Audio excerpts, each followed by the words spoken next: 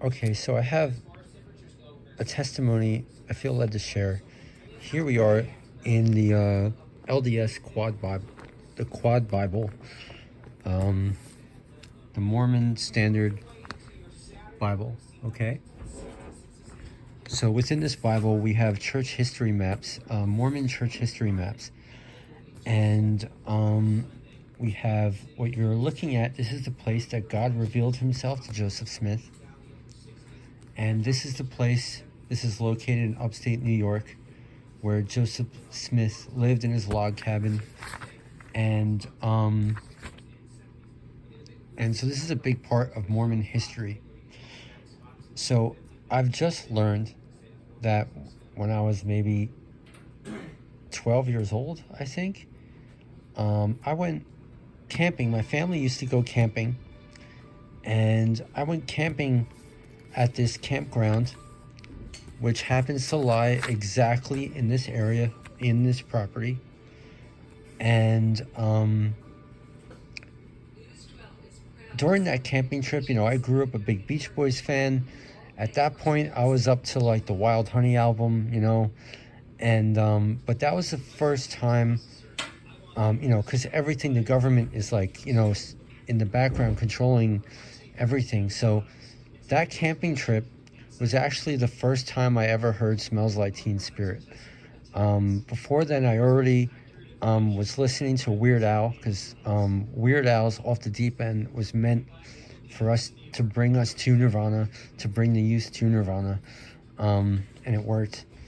A family friend was living with me at the time, and so we were camping, and it was the first time I heard Smells Like Teen Spirit. Now, I just learned that during this camping trip, my friend Patricia, who I didn't officially meet, was also there. And I didn't really hang out with her family. No, I'm okay. I didn't really hang out with her family, but we intertwined there. Her father was in the government. And their camping spot, I just learned this now. My lifelong friend, Patricia, we knew each other before we officially met at this camping trip. And so their camping spot was across from mine. And their campsite was on the bottom of a hill, and there was a woods on top of that hill. And I remember climbing that hill and looking into the edge of that woods, and I felt in my heart not to walk into those woods. I'm only like a 12-year-old kid. You don't wander the woods 12 years old. I mean, I don't know. I just felt not to go there. And this is a place where God revealed Himself to Joseph Smith. I just felt the spiritual presence there, and that memory really stuck with me throughout my life. Like in dreams or something. Like something happened to me when I walked up to those woods, and I know Patricia's father watched me do this. And I just felt stay away, not in a bad way.